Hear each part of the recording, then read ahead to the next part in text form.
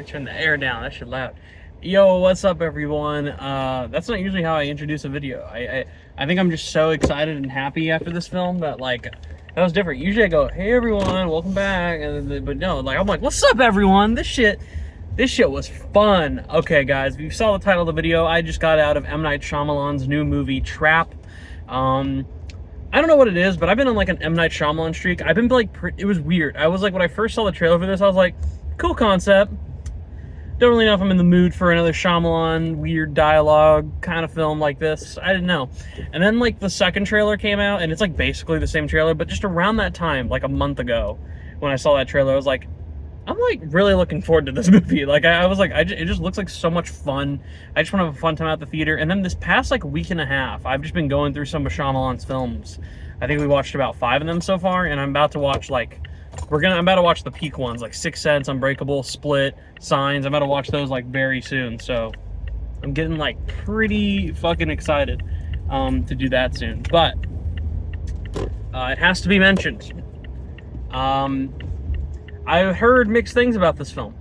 I had heard some things about Trap. It's kind of interesting because I was like a little concerned because usually when there's a divisive M. Night film, that typically means like some people like really fucking get it and some people really don't. And so my thought was like, oh, maybe this is gonna be like this could be like Old, because Old received like pretty mixed reviews, but like it's surprising that it has like a 55 Metacritic and like a 50% on Rotten Tomatoes. Like people like are very mixed on Old. This is lower reviewed than Old, and that was the point where I was like, but it's still divisive. It's like right down that middle. So I was like, I thought Old was a bad film. Like I would not rate it positively. It's a fun watch, and there's something interesting always about Old as it's going on, but it's just genuinely a fun watch. And I was wondering like how it really pieced together. Fuck me, dude. Does like Trap really come together? I think this is like a good film at what it's intending to do. There are 3 things that this film is intending to do. One is what the trailer markets you. Josh Hartnett is at a concert. He finds out that someone has set up a trap for the killer, the serial killer called the Butcher, who is going to be at that Lady Raven concert. They got like a tip from the FBI that someone's going to be at the concert that day. So they set up a trap so they can arrest him. Big twist of the trailer, it's because the twist is revealed, like, I'm not even kidding, maybe 10 minutes into the film, and it's in the trailer, so this is not a spoiler. The fucking Butcher is Josh Hartnett. He brought his daughter to the concert, had no idea that this shit was about to happen. Now it's his goal to, like, get out of the concert. The second thing that this movie is trying to do is just simply entertain a crowd. This movie is meant to be sort of ridiculous. There's no way that Shyamalan intended for this movie to be taken 100% seriously, because the whole first act, there's just so many moments where Josh Hartnett is like really hamming it up. Like he can switch personalities almost so much from like happy dad to like, holy shit, I'm super concerned, I'm a fucking psychopath, to blending in being like, oh no, I didn't know what I was doing over here, I'm sorry officers. Like he just blends into every moment so well that you can always tell that he's lying. The way he talks, it works. People always complain about M. Night Shyamalan dialogue because he sounds like aliens or robots. Like, no one has conversations like this. It almost feels like a sitcom or like a really old like 90s video game where you're like, the dialogue is just a little off. No one communicates like this ever. But it works for the character of Cooper, aka the Butcher, Josh Hartnett in this film, because he is like a fucking weirdo, and the way he communicates, it's sometimes really natural, and sometimes it's the most unnatural speaking you ever heard, where you're just like, what are you fucking on about? But it works so well for the character, and it's so goddamn funny every single time. I could not help but laugh so much throughout this movie. I even told my friend, this is like probably like the funniest movie of the year, which is crazy because it's like, it is a comedy. It's a comedy thriller, if not thriller comedy, depending on where you really want to put the genre at. But it is definitely like a dark comedic thriller that I would say at first and foremost. So I heard some people going in saying like, oh, is it like a horror film? Like, how is it played around? But because you're in the POV of the killer, you were kind of forced to like reconcile with him, and you're on his side because it's like you're following the killer. But if you were just begging for him to lose, you'd be like, I hope he gets fucking caught, fucking asshole. Well, then the movie would be over in 10 minutes because your hope would be that. So you're just kind of stuck along with the ride, and you just have a fucking blast while it's going through it. All the weird like side characters, like Josh Hartnett's character has this like daughter in the film. There are so many cops going by. I'm like, is the Butcher over here? This is like the 5th cop that's passed me, and I'm like, what the fuck? The Butcher, guys. He's out and about. Being genuine, I love like the the comedic tension between all the characters, because like Josh Hartnett's daughter is the only one that's asking real questions. Like, Dad, you're acting weird. Like, why do you keep going in and out side a lot? It's like, where did you get that thing? Yeah, like, she just asks like the real questions. Like, no, really, what the fuck is he doing? And it's the only person in the movie that genuinely feels like the audience just going like, what? How was like no one picking up on this guy? And then on top of Josh Hartnett's daughter, apparently she had a falling out with some friends at school. So the friends that she had a falling out with, their mom is like there, and she's just trying to like ham it up with Josh Hartnett. Like, oh, I'm sorry that my daughter and your daughter aren't friends. Maybe we could like get them together and shit. And Josh Hartnett is just like, I don't want to deal with this crazy Karen bitch right now. She's getting on my nerves, on top of the fact that I'm already dealing with the fact that I gotta escape because I'm a murderer. And it's just, it's that fun tension that's great. All the side characters at the place. I'm trying to remember the actress's name. She played the young girl in The Parent Trap, and I'm blanking on it right now, but she was in the movie, and I didn't even know this. She plays this like FBI profiler. She's able to like profile the person, the type of person that he is, and she's the one who's like kind of in charge, running all the SWAT team and the police and the FBI who are all there looking for the butcher. And I thought that she did a really good job too.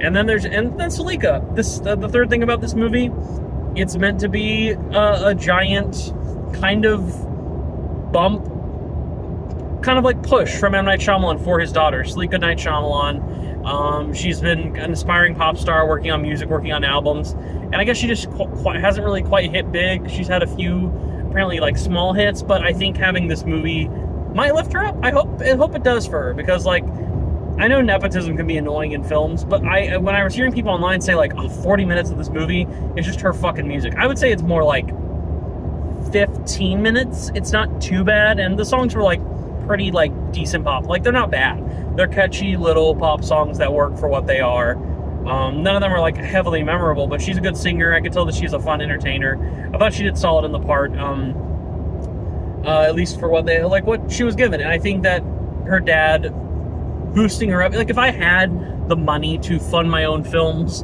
and make a film, and I could like get my daughter's career up as I'm getting older, like, why wouldn't you do that as a father? That just seems like a logical thing. And she seems to be talented. She wrote the music for the movie, and she's a good singer and a fairly decent dancer. Like, from what I could tell from the movie, she could have a future career. I could see it over time, like at least a decent one. So it was nice of him to do that. And so I think successfully this lands on all of those points. It's getting that thriller, Josh Hartnett crazy performance. It's going to make the audience laugh. I could tell that me and my friends, and genuinely the people in our row, were laughing way more. The whole theater was nearly packed, which is pretty cool to see for like an 11 p.m. showtime Saturday for this movie. And it just made me happy that people like really showed up. But like, people were laughing in the theater and having a fun time like throughout. There's a cameo that I won't spoil by another musical artist. Funny as hell. I don't know what the point of that cameo was, but god damn it, did it make me laugh like out loud like 3 times. Stay for a mid-credit scene as well. There's a solid mid-credit scene that really works. I guess getting into complaints, there are so many conveniences, and that can get so annoying. Like, I had fun with them. The fact that it was just how he's getting away with this so many ways. It's like, that would never fucking happen. Why did they check him here? How is he able to just like sneak by these people? How does he get these things out of people's pockets without noticing? Is no one weirded out by the way he's asking questions? It's like, you just kind of have to forgive it. It's not like necessarily turn off your brain, but it's more just like, have fun with it. This is like a heightened, otherworldly film. Every M. Night Shyamalan movie feels like it's like on an alternate timeline where people just act like fucking robots. And I do think it works for a movie like this that's meant to be comedic. There's no way this wasn't, again, meant to be like a fun, entertaining, comedic thriller. It had to have been. There's so many genuinely funny moments that were clearly intentional, just the way they were played out, and I thought they did a damn good job at it. And Josh Hartnett really like works with M. Night's dialogue. Like, some actors, I would say like most actors cannot land that dialogue. You watch a film like Old, and that dialogue's just weird as fuck. There's elements of that movie that are pretty cool. Even some solid kills for a PG-13 horror. Like body horror type horror anyway. And it works pretty well for that, but like in terms of the acting in Old and the like storyline, it's so fucking bad. This is a simple story. There's not really a twist, if I'm being honest. The twist is that he's the butcher, and that's revealed immediately in the film. That's just what the film is. That's the hook to get you to go see the movie. But I think that they did a very good job at just laying the groundwork, giving you a simple premise, giving you a really great performance from a lead, having some good music. It's shot fairly well. I even put in my review on Letterboxd, it's shot like one of those 90s thrillers, kind of in the middle of like Basic Instinct and Silence of the Lambs, and then the other half of the movie looks like a video game. The way it's like blocked, some of the shots, the way they use blocking, M. Night Shyamalan in this film, it's so weird. Like, people have like their face on the screen, and they'll do like squinty like images where they look at it and it looks like a video game frame, or the way the camera will sometimes just perfectly maneuver like one direction or the other. It like genuinely fucking looks like a video game kind of all the time, and I kind of loved it. I think it fit the vibe of the movie fairly well for what he was going for. It was apparently shot by the guy who shot like Challengers and a few other Luca Guadagnino films, so no wonder it looks good. It was also shot on film, and you can quite tell there's some like really grainy, just that real good film look that you want from a movie shot on film. I would say that if my only complaints really come in the third act, I think the concert stuff, that moves by so fast and is so much fun. And then there's like this kind of what you would call the first act is great, and then the second act, the first act is like an hour long. It's the longest act of the movie. It is truly all the stuff at the concert, and then we kind of move away from ideas happening at the concert, and that's when I think the film like really changes gears, not for worse. I think it actually is pretty cool. That's when the tension is at its highest. So the comedy kind of settles down because it's not him doing this escape at a concert with really ridiculous dialogue and stuff going on. It actually feels more like a genuine, just straightforward thriller at that point. And then the third act, it's like, it's good, but it's going on too long. Like, honestly, this movie's an hour and 40 minutes. I could see it being cut down by about 15 minutes. There's like 3 different endings. It's one of those films where you're like, it's about to end. And then I was like, oh shit, we're still hamming it up. Where are we going now? And I was like, okay, that's kind of cool. That's like the perfect ending. And then it has one more ending, and I'm just like, that was fun. It got a good chuckle out of me. Showed some crazy gives Josh Hartnett this kind of crazy ending. But fuck me, it just didn't really work in the story. I was like, if you cut it off like 5 minutes ago, would have been goddamn perfect, I think. But they let it go on just a little too long, and you kind of place an idea in your head of where it would go after this, and it's just like, I don't know. I don't really love the very, very ending. But I think the third act in general is pretty solid. But for me, I would say it's like amazing first 2 acts, and a solid third act that drags on too long. Unlike Glass, where I think it's a great first 2 acts, yes. But that movie, that third act is just so messy. It's not that this one's messy, it's just a little too much, and I don't feel it needed that time dedicated to it. I'll also say this, Salika, besides her musical performances, she also has to become kind of an actor in a few parts, especially in the second-ish act, I would say more so. And I would say about that point, I say in terms of her acting, she's not great. She's not on screen a shitload. She's not like Josh Hartnett level screen time at that point, but her performance is not great. But it works for what she's doing. It's like pretty decent, so I can't like be 100% mad at it. Other than that, I don't know. I don't have much to say. Again, stay for the mid-credit scene. It was probably the biggest laugh the whole theater got at the movie. It was a fucking great mid-credit scene, like really good setup, kind of gag. I really enjoyed what they did with that. But besides that, yeah, I don't have much else to say. This was a fun time out at the movies, an extremely fun time. I actually thought it was a great time even. I don't know. I guess it's just not going to be for everyone's taste. It almost is like a campy comedic thriller, so I get why it wouldn't work for everyone, but fuck it. It really worked for me, I would say. Look, I'm like in redlining a little bit. I'm kind of like Josh Hartnett's character. I fucking suck. Sorry.